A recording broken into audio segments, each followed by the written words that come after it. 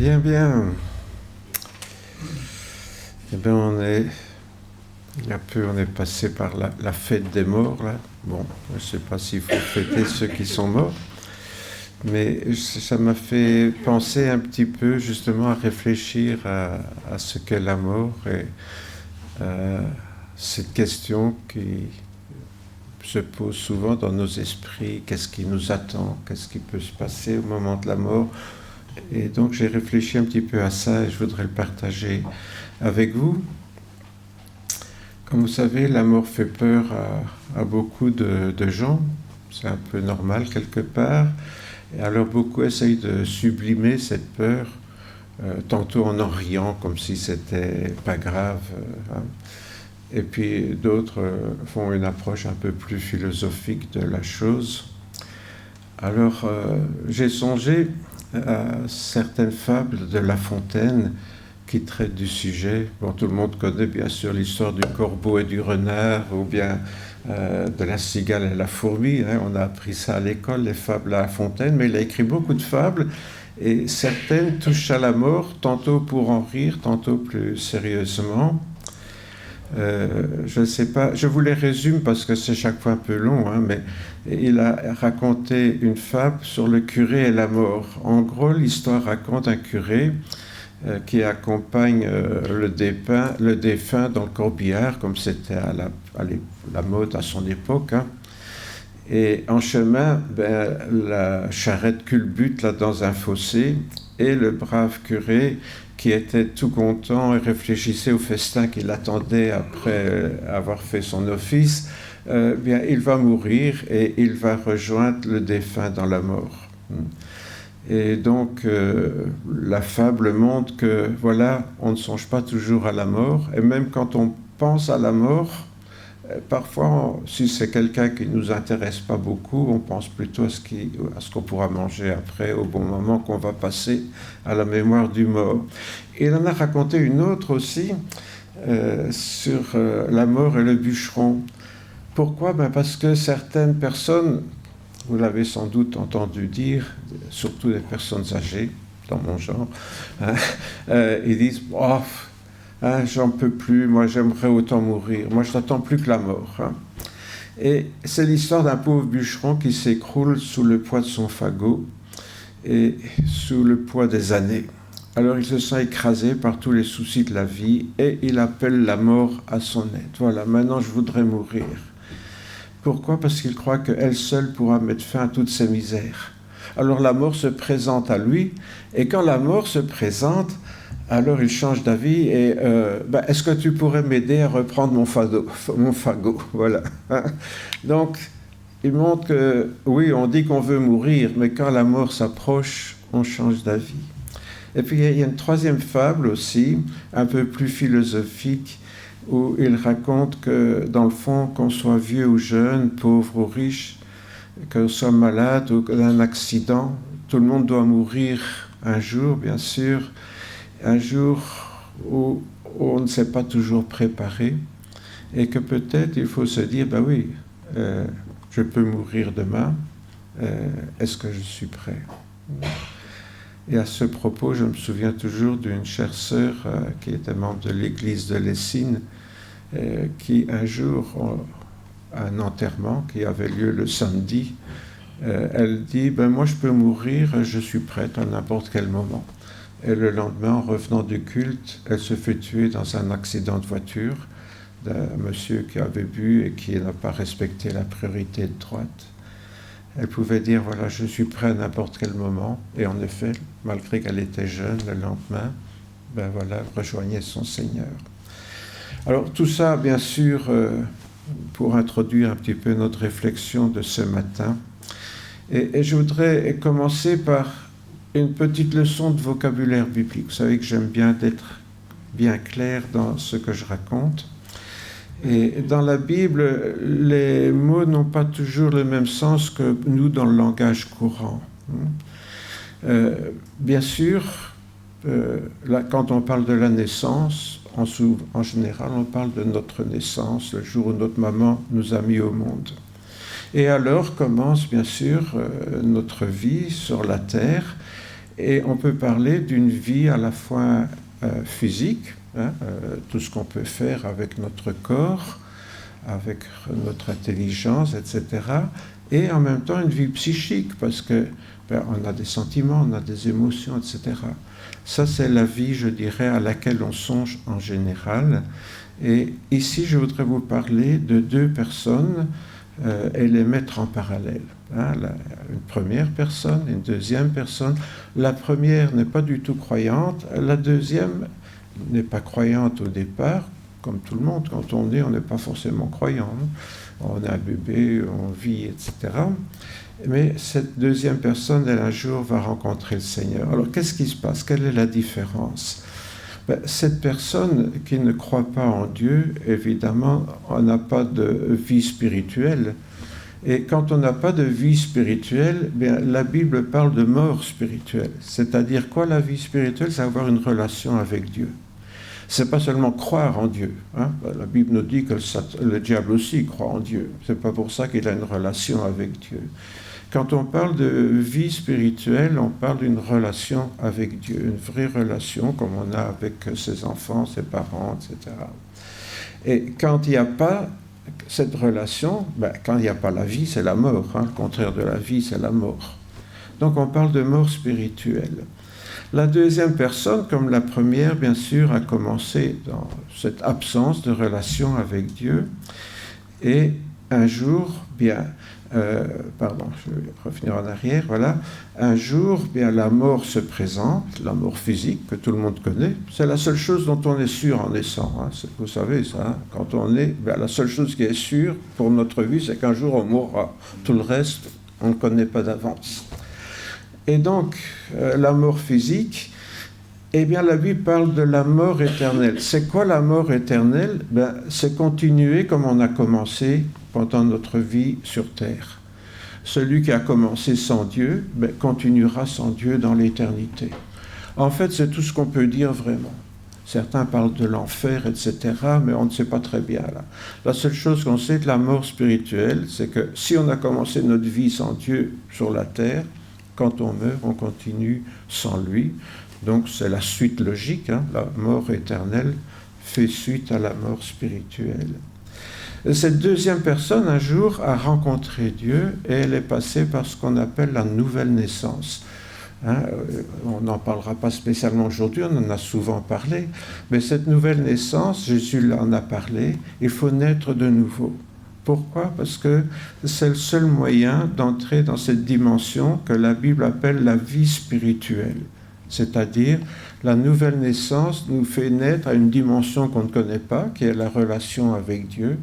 Et quand on découvre cette relation avec Dieu, alors commence une vie qu'on appelle vie spirituelle dans la Bible.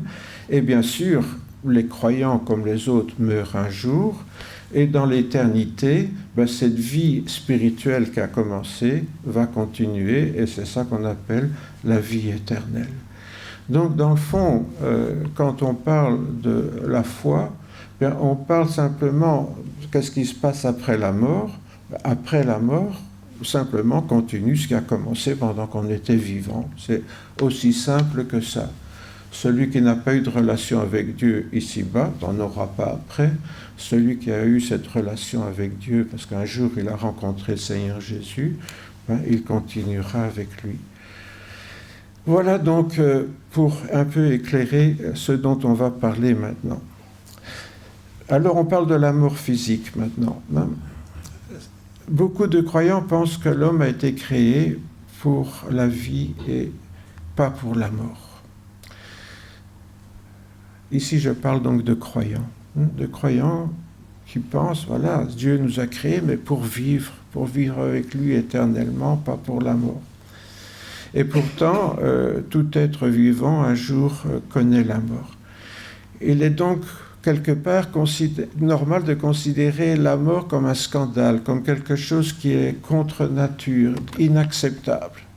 Face à la mort, la réaction de tout être humain, c'est de se révolter. C'est pas juste.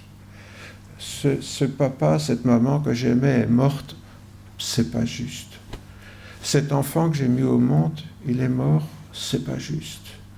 Mon frère que j'aimais ou ma sœur est mort, c'est pas juste. On a tous dans le cœur ce sentiment que la mort, cette séparation de quelqu'un qu'on aime, est révoltante, est inacceptable, c'est contre nature. On n'est pas fait pour ça. On devrait vivre éternellement. Et même les croyants pensent que cela est contraire à l'intention de notre Créateur, que notre Créateur nous aurait créés immortels. Alors je dirais que tout ça est vrai, pourtant, quand Dieu a créé l'homme, eh bien l'homme n'était pas immortel, l'homme était tout à fait mortel. Je dis ça pourquoi? Parce que j'ai souvent entendu dire que Dieu avait créé l'homme immortel, et puis qu'après le péché, il est devenu mortel. Pas du tout. Il était déjà mortel avant. Pourquoi? Parce que l'homme est comme tout être vivant, comme tous les animaux. Nous avons un héritage animal qui est notre corps physique. Et au point de vue physique, nous faisons partie du monde animal. N'ayons pas peur de le lire, nous sommes des primates. Voilà, c'est comme ça. Alors, comme tous les animaux sur la terre, on est mortels. Nous sommes nés mortels. Qu'est-ce qui le prouve dans la Bible? Nous savons que les humains vont tous mourir à cause du péché. Par contre, ils sont devenus mortels à cause du péché. Ils l'étaient déjà avant. Vous voyez, c'est tout à fait différent de naître mortel ou d'être mort. Ils étaient déjà avant mortels. Regardez plutôt, qu'est-ce qu'il est dit dans la Bible? Après que, vous connaissez l'histoire d'Adam et Ève, je ne vais pas revenir là-dessus, ils sont chassés du jardin d'Éden, et là, qu'est-ce que Dieu dit? Dieu dit maintenant que l'homme est devenu comme l'un de nous, pour la connaissance du bien et du mal, vous savez, il a mangé de l'arbre de la connaissance du bien et du mal, évitons qu'il tende la main pour prendre aussi de l'arbre de vie et en manger et vivre éternellement. Après avoir chassé l'homme, il mit à demeure à l'est d'Éden les chérubins et la flamme de l'épée qui tournoie pour garder le chemin de l'arbre de la vie. On parle toujours, quand on parle d'Adam et Ève, bien sûr, c'est très symbolique tout ça. Il n'y a pas un arbre magique qui nous fait vivre, ni un arbre magique qui nous fait pécher. C'est des symboles, tout ça. Mais quand on oublie que dans le jardin d'Éden, il y avait 2 arbres. Vous voyez, on parle toujours de l'arbre qui était interdit, là. Comme Ève qui mange la pomme, là. Mais la Bible ne parle pas de pomme, c'est après qu'on a inventé ça. Il y avait 2 arbres. Il y avait l'arbre de la connaissance du bien et du mal qui était interdit et l'arbre de la vie. Qu'est-ce qui permettait à l'être humain de vivre? C'était de manger de ce fruit-là. À partir du moment où il ne peut plus en manger, il va mourir. Ça veut dire qu'il était bien mortel. La seule chose qui l'empêchait de mourir, c'était de manger de l'arbre de la vie. Donc Dieu a vraiment créé l'homme mortel. Donc arrêtons de dire que Dieu avait créé l'homme immortel et qu'il est devenu mortel après. Il était mortel déjà avant. Nous sommes tous des êtres mortels par définition, par nature. Ce n'est donc pas contre nature de mourir, c'est notre nature, je dirais naturelle, habituelle. En réalité, nos premiers parents ont bien été créés mortels, mais pour vivre éternellement, ils devaient manger, devaient pouvoir accéder à l'arbre de la vie. Et cela, ça a été la sanction du péché. Ils n'en peuvent plus. Ils n'ont été chassés, ils n'avaient plus accès à cet arbre de la vie. Encore une fois, cette histoire est très symbolique. Cela signifie que les humains connaissent le même sort que tout ce qui est vivant sur la terre, où rien n'est immortel. Vous pensez aux plantes, vous passez aux poissons, aux oiseaux, aux animaux, à tout ce qui est vivant sur la terre, dans le monde végétal ou animal, tout est mortel. Tout finit toujours par mourir. Nous sommes dans ce cycle naturel de la naissance, de la vie et de la mort. Que ce soit pour les plantes ou les animaux, ce cycle existe pour tout ce qui est vivant sur la terre. C'est le cycle naturel dans cet univers. je voudrais vous parler de ma sœur Nicole. J'avais bien sûr une sœur que j'aimais beaucoup et qui est décédée prématurément. Elle souhaitait être incinérée et, comme elle aimait les fleurs, elle a souhaité que ses cendres soient dispersées dans les rosiers qu'elle avait près d'un étang près de sa maison. Pourquoi je vous raconte ça ? Voilà donc ma sœur que j'aimais, qui est réduite en cendres, ces cendres qui sont jetées dans ses fleurs. Qu'est-ce que ces cendres deviennent ? Elles deviennent une sorte d'engrais, puisqu'elles sont composées de carbonate, de sulfate, de phosphate, etc. Et cet engrais va se tomber dans les racines de ces rosiers et devenir des fleurs. Ça veut dire quoi, ça ? Ça veut dire que tout l'univers contient un certain nombre d'atomes, de toutes sortes d'éléments. Et ces atomes, eh bien, ils contribuent à construire ce que nous sommes. Nous devenons à la naissance un être humain qui est composé d'atomes. Nous grandissons parce que nous prenons de nouveaux atomes dans la nourriture, etc., dans l'air que nous respirons. Et puis un jour, ces atomes retournent dans la nature. Ce que Dieu avait dit, vous vous rappelez la parole de Dieu, tu es poussière, tu retourneras à la poussière. À l'époque, on ne connaissait pas les atomes. Mais dans le fond, c'est ça. On est composé d'atomes et on retourne dans l'univers et on devient des atomes qui vont repasser dans l'air, dans le sol, dans toutes sortes de choses. En fait, nous faisons partie d'un grand cycle de l'univers où des atomes sont constamment recyclés. Selon le cycle de nature, pas un seul atome qui compose notre corps de ma sœur n'a été perdu et se sont tous transformés en d'autres choses qui vont être récupérées par des fleurs.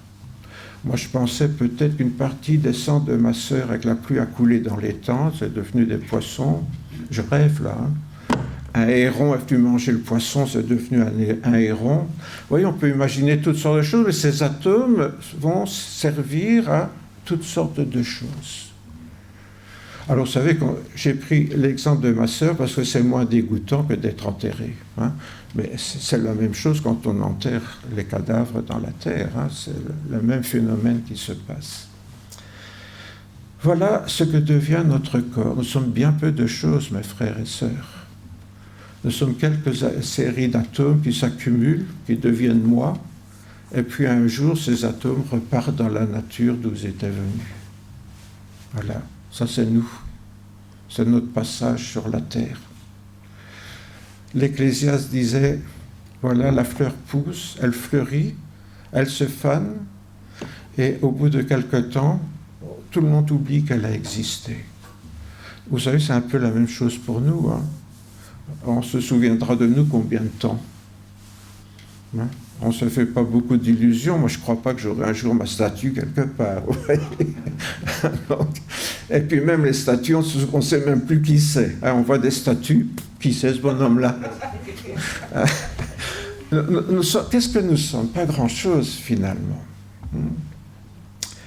En tant qu'être humain, donc, c'est notre sort à tous pour grandir, survivre. Notre corps récupère constamment des atomes qui viennent d'ailleurs, qui voyagent dans l'univers depuis que l'univers existe. Et puis voilà, ces atomes se mettent ensemble, ça devient moi, ça devient vous, ça devient chacun d'entre nous. Dans l'air qu'on respire, dans l'eau qu'on boit, dans la nature, les aliments qu'on mange. Voilà, les légumes, les fruits, les grains de blé avec lesquels on fait la farine, notre pain quotidien, les poissons qu'on mange, les œufs, le bœuf, le cochon. C'est un peu plus gênant, ça, à savoir que le cochon que je mange, ça devient moi. Ben oui, on est ce qu'on mange. Donc voilà, c'est ça le cycle de la nature. Alors ce grand cycle de la nature, de la vie, de la mort, c'est Dieu qui l'a créé. C'est ce qui se passe depuis que le monde existe. C'est comme ça que le monde fonctionne. C'est ce cycle naturel. Et nous en faisons partie, nous. Il ne faut pas croire que parce que nous sommes des êtres humains, on va échapper à ça. C'est le cycle de la nature et nous en faisons partie. Gardons-nous donc cette idée trop simple, gardons-nous, ou ne pensons pas que cette idée trop simpliste qui viennent parfois de la Bible, mais qui sont pas c'est des interprétations un peu enfantines de la Bible, de croire que oui, Dieu ne nous destinait pas à ça. Si, c'est le cycle. Pourquoi? Parce que Dieu avait d'autres projets pour nous. En fait, la vie est un phénomène miraculeux, difficile à définir. Vous savez, quand on demande qu'est-ce que c'est la vie, c'est quoi la vie? En fait, on ne sait pas vraiment expliquer ce qu'est la vie. On sait expliquer les effets de la vie. Quand la vie n'est pas là, on est mort. C'est à peu près la seule chose qu'on sait. Quand on est vivant, qu'est-ce qui se passe? Quand on est vivant, il y a deux caractéristiques de ce qui est vivant, des effets de la vie, si vous voulez. Quand on est vivant, il y a la croissance. Alors, ici, je prends un plant de maïs, on met une graine de maïs en terre, elle va germer, elle va pousser, elle va grandir, et puis à un moment donné, elle va se féconder. Il y a la petite grappe au-dessus là, qui féconde les fleurs mâles, femelles. Là, et puis, il y a un épi de maïs qui va se former, voilà le fruit. Et puis ces grains de maïs, on va en manger une partie, et puis on va jeter les autres grains en terre, ça va faire... Et voilà, ça c'est le cycle de la vie. On peut dire, tant qu'on grandit, on est vivant. Ou, je dirais, tant que nos cellules, qui composent notre corps, se multiplient, on grandit. Et puis un beau jour, les cellules ne se renouvellent pas. C'est comme ça qu'on attrape toutes sortes de maladies en vieillissant, parce que notre corps renouvelle constamment ses cellules. Mais vous savez, quand on pèle un petit peu la peau, là, c'est les cellules de la peau qui se renouvellent. Donc, il y a un renouvellement, ça veut dire qu'on est en vie. Et puis, il y a un autre phénomène de la vie, c'est la capacité de se reproduire. Les plantes font des fleurs et des graines, elles se reproduisent. Les animaux font des petits, les humains font des bébés. Tant qu'on on est vivant, on peut grandir ou bien renouveler nos cellules. Le jour où ces cellules ne se renouvellent plus, on meurt. Le jour où on n'est plus capable de se reproduire, on meurt aussi. Heureusement, un peu moins vite. Mais voilà, c'est la caractéristique de la vie. Ce que je veux dire par là ce matin, c'est qu'il y a des choses dans la nature comme ça qu'on observe, mais qu'on ne peut pas vraiment expliquer. Je disais, qu'est-ce que c'est la vie?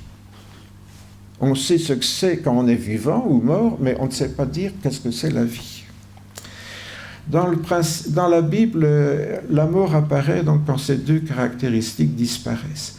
Et dans la Bible, on parle du principe de vie qui est en nous, qu'on appelle l'âme. Alors, vous savez, l'Ancien Testament a été écrit en hébreu, le Nouveau Testament en grec. L'âme, c'est quoi? C'est nefesh en hébreu, ou psyché en grec. Ça, on connaît mieux psyché, psyché, psychologie, psychiatrie, etc. C'est tout ce qui touche aux émotions, aux sentiments, au fait qu'il y a une activité de la vie en nous. Donc, quand la Bible parle de l'âme, c'est le principe de vie, en fait. C'est ce qui fait qu'on est vivant. Quand l'âme disparaît, on est mort. Quand l'âme est en nous, on est vivant. Quand l'âme n'est plus là, c'est qu'on est mort. Ça, c'est un peu la conception de la Bible. Je ne dis pas que c'est la conception qu'on a aujourd'hui. Je vous explique comment ça marche dans la Bible. L'âme, donc, est le centre aussi des émotions, des sentiments. Alors, dans la Bible, il y a parfois un mélange, mais surtout dans la tête des chrétiens aujourd'hui. Beaucoup pensent que quand on meurt, c'est l'âme qui part. En fait, la vie disparaît. Mais ça, c'est valable pour les plantes et les animaux. Mais l'homme a quelque chose en plus qui demeure après la vie. Vous voyez, quand on parle de la vie, tout simplement, qu'on soit une plante ou un animal, ce principe de vie disparaît. Il ne faut pas demander où il va, simplement il disparaît. On ne sait pas d'où il vient, on ne sait pas comment ça se fait, mais enfin, hein, on ne sait pas expliquer la vie, elle est là, voilà, ou elle n'est plus là. Par contre, dans la Bible, on parle de l'esprit, et ça, on n'en parle que pour l'homme. Pourquoi? Bon, je dis pour l'Ancien Testament, c'est le fameux roi, là, ou pneuma en français, le souffle, hein, pneumatique, hein, parce qu'on souffle dans le pneu pour le remplir d'air, hein, ou bien quand on respire, hein, pneuma, c'est on parle de tout ce qui est poumon, etc., hein, pneumatologie, etc., c'est le souffle, là. C'est ce qui fait qu'on appelle l'esprit dans la Bible. Et l'esprit, c'est le souffle, c'est l'image de ça, c'est ce qui va demeurer après la mort. Alors, je fais une petite parenthèse pour dire que, parler des chromosomes. Pourquoi? Parce que les gènes qui sont contenus dans nos chromosomes, vous le savez, c'est comme un code barre, c'est notre carte d'identité. Hein, la génétique, vous savez, quand on cherche un criminel, on va regarder son code génétique. Hein, pour voir s'il est compatible, etc.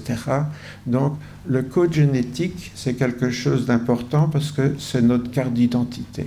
C'est ce qui fait physiquement que moi, je suis moi, que toi, tu es toi. Hein, voilà. Ça, c'est notre code génétique.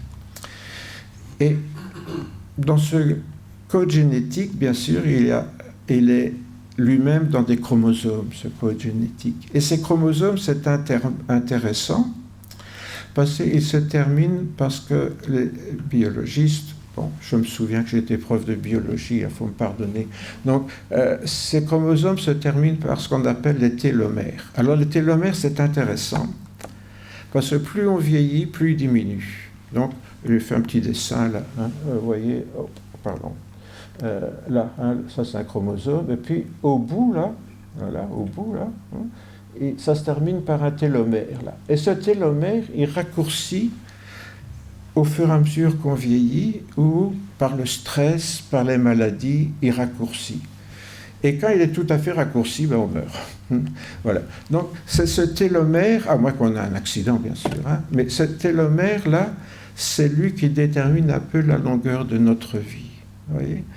Donc, quelque part, on arrive maintenant, aujourd'hui, à plus ou moins voir comment notre corps fonctionne et comment la mort apparaît après un certain temps. Autrement dit, ça veut dire quoi? Ça veut dire que nous sommes programmés pour mourir un jour. C'est ça que j'essaye de vous faire comprendre. On est tous programmés pour mourir. Pourquoi est-ce que tout le monde meurt? Ben, à cause de ce programme qui est en nous. Donc, il ne faut pas penser échapper à la mort, on est programmé pour ça. Il y a un programme dans ce code génétique qui est en nous, hein, dans ce code barre, si vous voulez. Quelle que soit cette identité, il y a toujours cet télomère qui détermine la longueur de notre vie. Maintenant, faisons un pas de plus. Hein. Imaginons, alors je viens de vous expliquer que ce n'est pas le cas, mais imaginons que Dieu nous ait créés immortels. Hein. Imaginons ça un instant. On serait resté, alors que, en fait, les chrétiens auraient été destinés à passer leur éternité sur la terre. D'accord? Si on avait été créé immortel, on aurait toujours vécu sur la terre, ici. Alors que Dieu avait d'autres projets pour nous, c'est de nous faire entrer dans cette dimension spirituelle qui est la sienne. Entrer dans cette haute dimension qu'on appelle, je ne vais pas revenir sur ces prédications, là où j'ai parlé du ciel, mais qui est plutôt, c'est pas quelque part, hein, c'est une autre dimension, cette dimension où Dieu vit, qui est en dehors de la dimension de la terre et de l'espace-temps. Hein. Donc, imaginons qu'on ait toujours dû vivre sur la terre, bien, on n'aurait jamais pu participer à la gloire céleste, à devenir comme Jésus est mort. Pourquoi? Parce que quand Jésus est mort, vous le savez, il est ressuscité, et quand on lit l'Évangile, on s'aperçoit que les apôtres, ils étaient un peu perturbés. Pourquoi? Parce que Jésus n'était plus du tout comme avant. Jésus, il apparaissait dans une pièce, et puis il disparaissait. C'est un peu bizarre, ça, hein? Il avait la faculté d'entrer dans le monde physique, et puis de retourner dans le monde spirituel, de disparaître comme ça. Et on s'aperçoit que Jésus ressuscité avait la capacité d'entrer dans une dimension spirituelle. Ce que j'essaye de vous dire, c'est que pour entrer dans cette dimension spirituelle, Jésus lui-même est mort et il a dû ressusciter. Et quelle est la promesse qui est faite aux chrétiens? C'est qu'un jour ils ressusciteront comme Jésus est ressuscité pour entrer dans cette dimension spirituelle à leur tour. Alors je reviens à mon hypothèse là. Supposez que Dieu nous ait créés immortels, on serait resté éternellement comme nous sommes maintenant, mais on n'aurait jamais pu entrer dans cette dimension spirituelle. J'essaye de vous dire quoi? Que si Dieu nous a programmés, c'est pour ça que je reviens à mes chromosomes là, si Dieu nous a programmés pour mourir un jour, c'est pourquoi? C'est parce qu'il avait prévu qu'un jour on meurt pour pouvoir ressusciter et entrer dans cette dimension spirituelle. Pourquoi ce passage sur la terre? Bien sûr pour le rencontrer. Pour rencontrer le Seigneur Jésus, c'est l'occasion qu'il nous donne pendant notre vie sur terre de pouvoir rencontrer Jésus, et je reviens à mon petit dessin que j'ai fait tout à l'heure, pour pouvoir passer de la mort spirituelle à la vie spirituelle, et en rencontrer Jésus sur la terre, nous passons de la mort à la vie spirituelle, et alors nous avons la vie éternelle qui nous attend après notre mort physique. Et ça, c'est tout le plan de Dieu qui est manifesté dans la personne du Seigneur Jésus, qui est mort et ressuscité. Il est le seul jusqu'à présent qui a fait cette expérience-là, mais il l'a faite pour nous montrer que ce n'est pas un rêve, ça existe vraiment. Et tous ceux qui ont connu Jésus en étaient tellement convaincus qu'ils ont accepté de mourir plutôt que de renier Jésus. Hein, vous connaissez l'histoire des premiers chrétiens qui sont jetés au lion, enfin ça c'est plus tard à l'époque de Néron, hein, mais bon voilà, ils acceptaient de mourir plutôt que de renier leur foi, parce qu'ils savaient maintenant qu'avec leur vie spirituelle, c'est la vie éternelle qui les attendait. Donc, ils n'avaient plus peur de mourir, et je reviens au thème de ce matin, la peur de la mort. Ils n'avaient plus peur de la mort du tout, parce qu'ils savaient où ils allaient, parce qu'ils en avaient eu la preuve, déjà en ayant Jésus dans leur cœur et dans leur vie maintenant, et en sachant que l'éternité, ça serait avec ce Seigneur qu'ils avaient rencontré. C'est ce que dit l'apôtre Pierre, comme par le sang précieux d'un agneau sans défaut et sans tache, je reviens, voilà, le Christ a été destiné d'avance, avant la fondation du monde, et manifesté à la fin des temps à cause de vous. Qu'est-ce que l'apôtre Pierre nous dit ici? Que tout ça s'était programmé avant même que le monde existe. Notre vie spirituelle sur la terre est éternelle après la mort physique dans l'éternité. Dieu l'avait programmé depuis toujours. Et tout ça, c'est pas un hasard. Tout ce passage sur la terre, c'est le fait qu'on fait partie d'un cycle de la vie, hein, qu'on est destiné à mourir un jour, qu'on est programmé pour ça. Tout ça fait partie d'un programme que Dieu a établi pour qu'un jour, on puisse passer l'éternité près de lui, à condition, bien sûr, d'avoir accepté Jésus alors que nous étions de passage dans ce bas monde. Il y a un passage de l'apôtre Paul qui dit en même temps, pareil que l'apôtre Pierre, ils ne vont pas se contredire, bien sûr, puisque tous les deux sont des disciples de Jésus. En Christ, Dieu nous a élus avant la fondation du monde pour que nous soyons saints sans défaut devant lui dans son amour. Il nous a prédestinés par Jésus-Christ à être adoptés selon le dessein bienveillant de sa volonté pour célébrer la gloire de sa grâce qu'il nous a accordée en son bien-aimé. Dès avant la fondation du monde, Dieu désirait que nous soyons déjà avec lui. Tout ça, vous voyez, ce n'est pas un Dieu qui veut la mort des gens, c'est un Dieu qui voudrait que tous les hommes puissent un jour passer l'éternité avec lui. Dieu ne nous a pas créés pour qu'on vive comme des animaux. Ce cycle de la vie, c'est quelque chose de provisoire. Cette histoire d'atomes dans l'univers qui circulent, qui deviennent ceci, puis redeviennent cela, etc.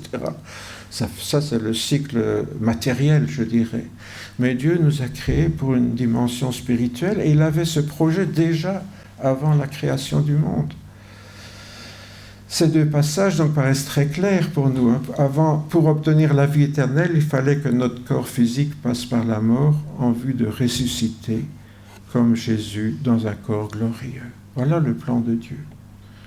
Le plan de Dieu, c'était qu'on meure un jour pour pouvoir ressusciter dans une dimension autre que ce cycle matériel sur la terre, dans un monde physique, où d'ailleurs on connaît beaucoup d'épreuves et de difficultés. Imaginez qu'on ait passé l'éternité sur la terre avec les tremblements de terre, les volcans, les tempêtes et tout ce qu'il y a, parce que la terre, elle vit aussi, la terre. Les plaques tectoniques bougent, etc. Dans le fond, on est sur la coquille d'un œuf géant, une coquille cassée qui bouge. Donc, voilà. Car comme on le voit donc dans le récit de la résurrection de Jésus, ce corps glorieux, que la Bible appelle aussi un corps céleste, n'est plus soumis aux lois physiques que nous connaissons et que nous étudions dans ce bas monde. C'est un corps glorieux qui vit dans une autre dimension que tout ce qu'on peut apprendre à l'école, en biologie, au cours de physique, etc. Tout ça n'a plus cours. On est dans une autre dimension. On n'est plus dans ce monde matériel. J'aimerais vous lire un passage un peu long, mais on va le lire quand même ensemble. C'est l'apôtre Paul qui écrit aux chrétiens de Corinthe et il parle de la résurrection et des gens qui ne croient pas à la résurrection. Donc au fait qu'un jour, nous aurons un corps comme Jésus, un corps spirituel. Donc je vous résume un petit peu ce qu'il y a avant. Donc l'idée de l'apôtre Paul, c'est de nous expliquer qu'actuellement nous avons un corps physique, lui il appelle ça un corps terrestre, et qu'un jour, on aura un corps spirituel, comme Jésus, comme Dieu, mais que lui appelle corps céleste. Et il discute des deux, donc avec ce vocabulaire qui était le sien. Il y a des corps célestes, donc spirituels, et des corps terrestres, donc physiques, matériels. Mais autre est l'éclat d'un corps céleste, autre est celui des corps terrestres. Ainsi en est-il de la résurrection des morts.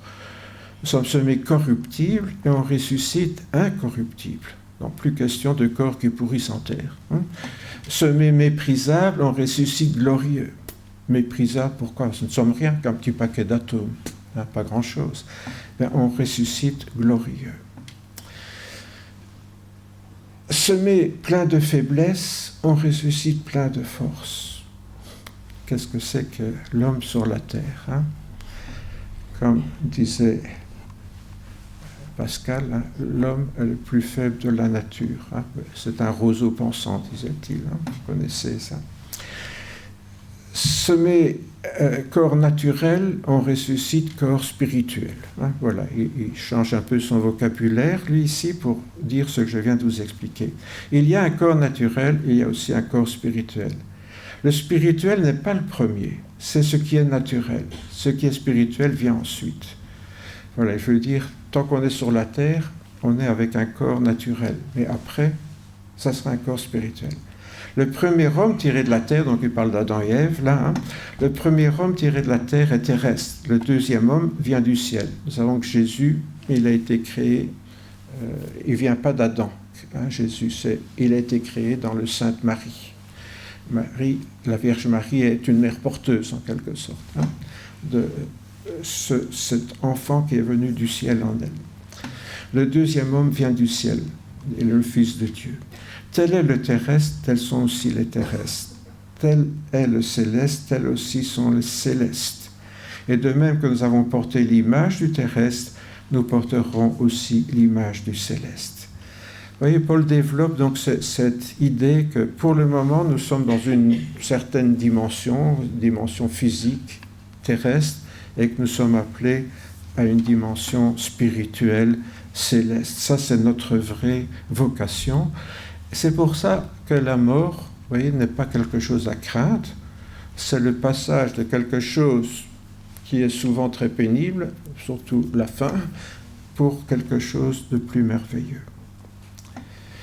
Dès lors, même si notre premier parent n'avait pas commis de péché, il est évident que les membres de l'humanité n'auraient pas pu entrer dans la gloire céleste avec le corps terrestre. Il fallait abandonner cette dépouille pour pouvoir revêtir l'immortalité. Ce que je dis, frères, c'est que la chair et le sang ne peuvent hériter du royaume de Dieu et que la corruption n'hérite pas de l'incorruptibilité. Nous sommes corruptibles, je viens de le dire, nous ne sommes qu'un fatras d'atomes qui retourne dans la nature. Tout ça, ça disparaît. Pour hériter de l'incorruptibilité, il faut avoir cette dimension d'être des purs esprits, d'être spirituels. Dès lors, celles et ceux qui ont reçu le pardon de leurs fautes en Jésus-Christ sont sauvés et n'ont rien à craindre de la mort. Si nous sommes passés de la mort spirituelle à la vie spirituelle, on sait ce qui nous attend, il n'y a pas de problème. Là, on est certain de ce qui vient après la mort. Le problème, évidemment, c'est que la Bible ne dit pas vraiment ce qui se passe exactement après la mort. Ça, il faut le reconnaître. Nous serons comme Jésus, dans la présence de Dieu éternel, mais pour le reste, la Bible ne dit pas grand-chose.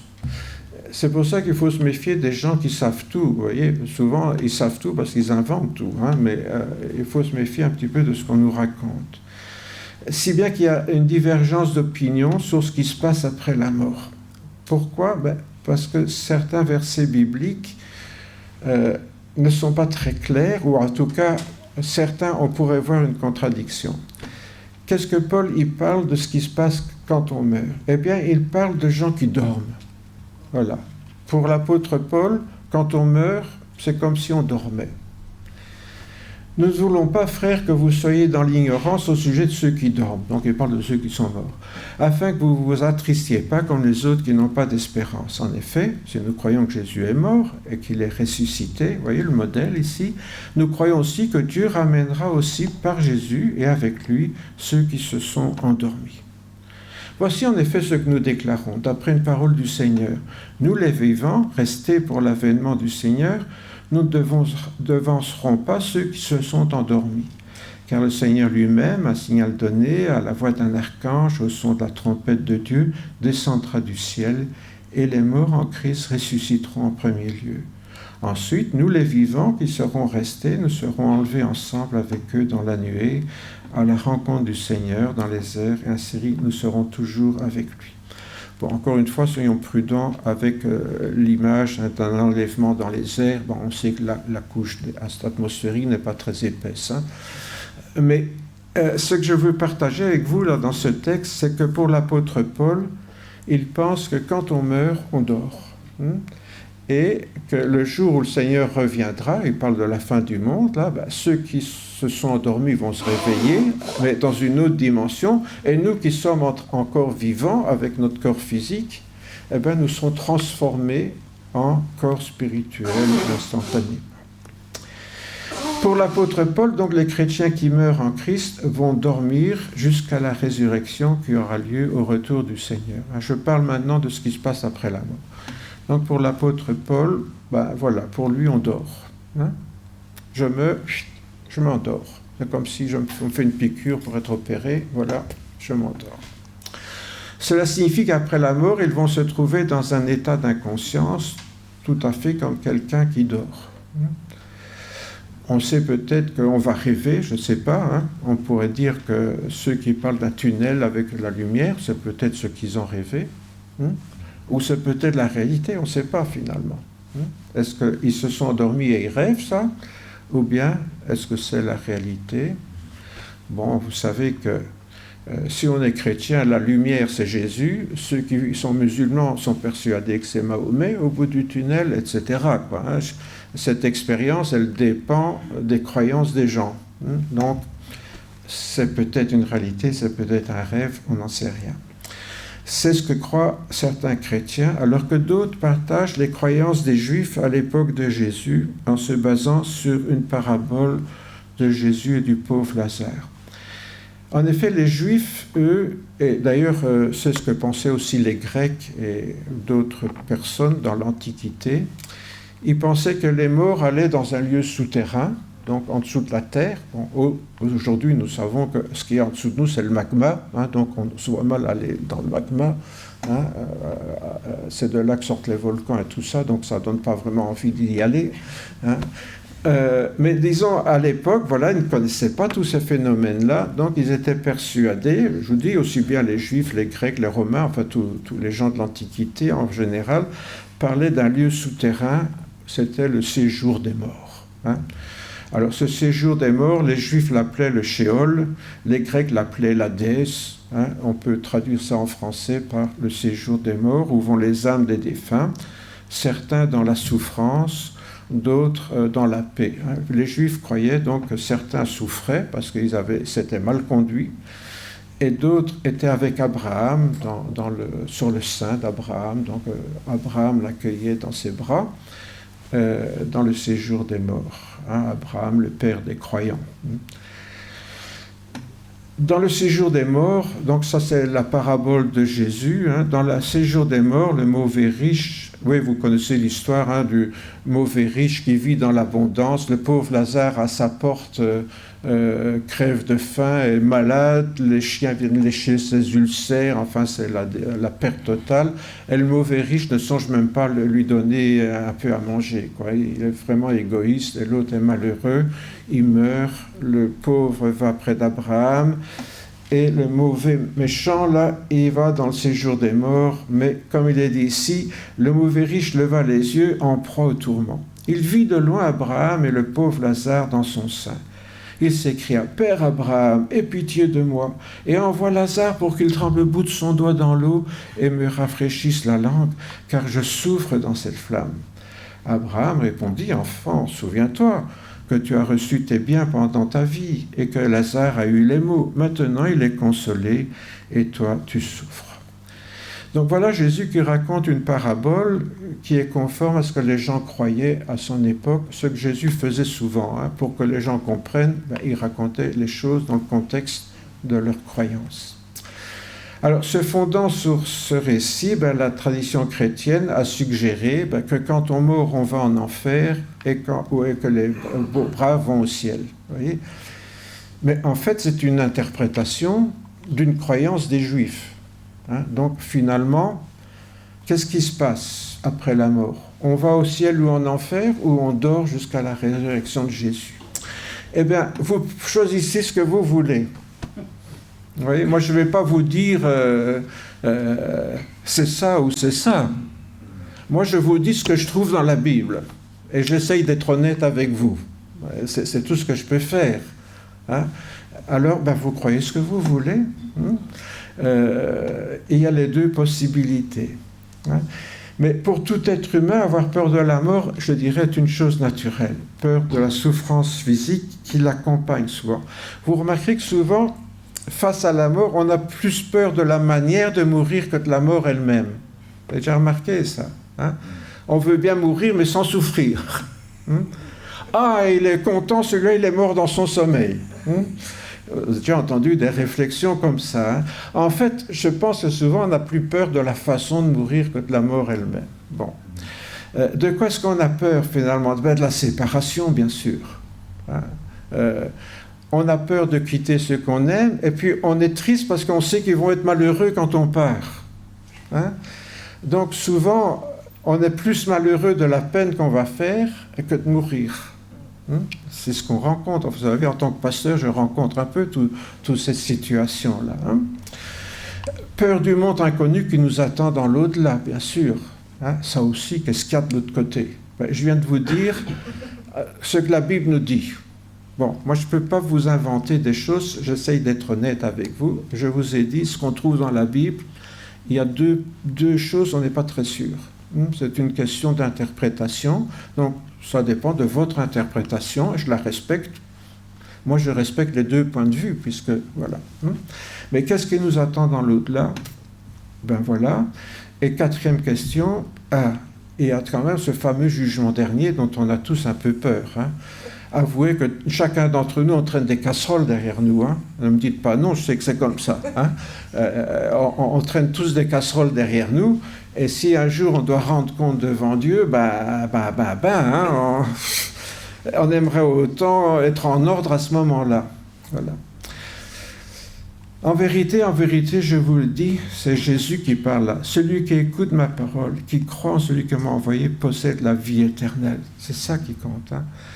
La vie éternelle. Et il ne vient pas en jugement. Il ne vient pas en jugement car il est passé de la mort à la vie. C'est là que de rencontrer Jésus de notre vivant est important. De passer de la mort spirituelle à la vie spirituelle, c'est important. Parce que comme dit Jésus, vous voyez, Jésus lui-même le dit, si on est passé de la mort à la vie, bien sûr, là il parle spirituellement, eh bien on n'ira pas en jugement. On ne sera pas jugé. Donc le fameux jugement dernier, il n'est pas pour ceux qui ont accepté Jésus dans leur vie, qui ont accepté que Jésus est mort pour le péché. Dites-moi pourquoi on serait jugé pour nos péchés, puisque Jésus nous les a pardonnés. Est-ce que Dieu va nous juger pour ce qu'il nous a déjà pardonné, parce que Jésus est mort pour nous? Avouez que ça ne serait pas très logique. Donc Jésus nous dit quelque chose de très cohérent. Vous voyez, ce que j'aime bien dans la Bible, c'est que c'est logique. Il y a une certaine cohérence et c'est très rassurant. Alors revenons un petit peu à ces 4 choses dont les gens ont peur là. Pour les chrétiens, il est normal de connaître, je dirais, les 2 premières peurs. Pourquoi les chrétiens n'auraient pas peur de souffrir en mourant? On a beau être chrétien, on n'a pas envie de souffrir, on n'est pas masochiste quand même. Donc je pense que c'est normal pour les chrétiens d'avoir la manière de mourir et qu'on va prier, Seigneur, oui, je suis d'accord qu'il faut mourir, mais enfin, s'il y a moyen de mourir sans trop souffrir, ça m'arrangerait bien, quoi. Tout à fait normal, ça. Là, les chrétiens sont comme tout le monde, il faut bien l'admettre. Et bien sûr, pour le chagrin qu'on va créer aux autres aussi, on est triste. On est triste de quitter ceux qu'on aime et on est triste de provoquer du chagrin à ceux qu'on aime. Donc on a beau être chrétien, je dirais les 2 premières souffrances que j'ai marquées, les 2 premières peurs, je dirais, oui, ça, les chrétiens sont comme tout le monde. Par contre, les 2 suivantes, la peur de l'inconnu et la peur du jugement de la part. Parce que si c'est dormir jusqu'à la résurrection de Jésus, il n'y a pas de raison d'avoir peur. Si c'est aller au ciel directement près de Dieu, il n'y a pas de raison d'avoir peur. Donc, ça, on n'a pas peur de ce qu'il y a après la mort, quelle que soit notre conviction. J'ai parlé des 2 convictions parce que, selon les chrétiens, on rencontre les 2 points de vue. Vous voyez, il y a des chrétiens qui se basent sur le texte de Paul pour dire, non, on dort, et d'autres qui disent, non, on va au ciel ou en enfer. Bon, voilà, selon votre conviction, mais disons d'un côté comme de l'autre, si on est chrétien, on n'a pas peur. Et on n'a pas peur du jugement non plus, puisqu'il n'est pas pour nous. Donc, quel est l'avantage d'être chrétien devant la mort? C'est ça, évidemment. Vous allez me dire, tu as raconté tout ça pour arriver à ça. Oui, quand même, pour le coup. Mais c'est ça la grande différence. C'est qu'on n'a pas peur de ce qui est après et on n'a pas peur du jugement. Il sait que c'est la gloire céleste qui l'attend, même s'il doit attendre la résurrection. Je parle du chrétien ici. Et même si la grandeur de Dieu le remplit d'une crainte respectueuse, il faut bien penser, je parle de ça parce qu'on a beau être chrétien, mais quand on pense à Dieu, je dis, c'est fou ça, c'est trop grand pour moi. Je ne sais pas vous, mais parfois, moi, quand je pense à Dieu, j'ai comme une sorte de vertige. Vous savez, comme quand on est devant quelque chose qui est trop profond, là, trop grand. Je me souviens quand j'étais enfant, je ne sais plus, je devais avoir 5-6 ans, je crois, quand j'ai été chez ma tante à Paris, là. Et alors, bien sûr, on allait me montrer la tour Eiffel. Alors, j'étais en bas de la tour Eiffel, je regardais, je voyais que le bout bougeait un peu parce qu'il y a du vent, c'est marrant, mais la tour Eiffel, elle bouge. Et puis à un moment donné, j'avais la tête qui tournait. Ouais. Je crois qu'on est confronté devant quelque chose de trop grand pour nous, on a un peu une sorte de vertige. Et c'est vrai que quand on est chrétien, qu'on réalise ça, on dit, mais ce que je viens de dire, on a un petit paquet d'atomes là sur la Terre. On n'est rien du tout. Quand on pense à Dieu, on a le vertige un petit peu. Vous voyez ? Mais ça, c'est normal. C'est naturel. Hein, notre esprit n'arrive pas à comprendre ça. Comment comprendre ce qui est trop grand pour nous ? Ouais. Mais il y a cette gloire qui nous attend. Voilà, c'est ça la gloire de Dieu. Quelque chose qui est tellement grand qu'on peut même pas l'imaginer, quoi. C'est trop. Hein? C'est too much. c'est pas possible, quoi. Ce que nous croyons, c'est que Jésus est ressuscité des morts. Hein? Il a vaincu la mort physique et la mort spirituelle. Un jour, on ressuscitera. La mort physique est vaincue. Mais la victoire sur la mort spirituelle, elle est déjà pour maintenant, avant de connaître la mort physique. Alors, je vous ai mis un dessin comme les gens représentent la résurrection, là, les gens qui sortent du tombeau. Évidemment, c'est pas du tout comme ça que ça se passera, puisqu'on repart dans la nature, comme je vous l'ai dit tout à l'heure. Hein, on va pas sortir du tombeau, on va se transformer en petit atome. Vous allez peut-être devenir un petit oiseau, un petit colibri, je ne sais pas moi, hein, ou une petite fleur, ou je ne sais pas ce que vous deviendrez quand vous serez mort, mais voilà. Hein.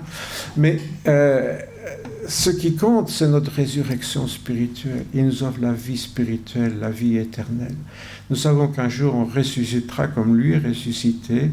Nous recevrons un corps glorieux et nous entrerons dans la gloire céleste. Et tout ça, on peut l'imaginer, hein, on peut dessiner toutes sortes de choses. Vous savez, les artistes sont très doués pour inventer toutes sortes d'images. Je vous en mets une, mais bon, voilà. Mais on va prier, remercier Dieu pour ça. Seigneur notre Père, nous voulons te remercier, parce que c'est vrai qu'un jour, tu es mort pour nous, pour nos péchés. Et cette mort, Seigneur, nous allons la commémorer maintenant en partageant le pain, la coupe, qui nous rappelle ton corps crucifié à la croix, ton sang qui a coulé. Et cela, Seigneur, tu l'as pris alors que tu ne le méritais pas. Tu as accepté, Seigneur, d'être puni pour nos péchés, pour que nous ne soyons plus punis et que le jugement ne soit plus pour nous. Seigneur, nous te remercions de tout notre cœur parce que c'est vrai que nous mourrons un jour, nous le savons bien. Nous espérons que ça sera sans trop souffrir et que nos proches seront aussi dans l'assurance que ce n'est pas quelque chose de définitif, c'est un au revoir jusque dans l'éternité. Mais Seigneur, nous voulons te remercier parce que grâce à ta mort, Seigneur, nous ne serons pas jugés. Tous nos péchés auront été pardonnés avant. Et Seigneur, nous pourrons ressusciter directement dans la gloire que toi tu as connue et que nous connaîtrons un jour dans la présence du Père. Oui, Seigneur, être dans la présence de Dieu nous donne un peu le vertige parce que c'est trop grand pour nous, mais nous voulons t'en remercier, Père, parce que nous savons que ça sera merveilleux. Merci, Seigneur, de nous avoir ouvert la porte, pas d'une espérance, mais d'une certitude. La certitude qu'un jour, nous te rejoindrons dans la gloire de l'éternité glorieuse, dans la gloire du Père. Sois béni, Père, dans le nom de Jésus, notre Sauveur bien-aimé. Amen.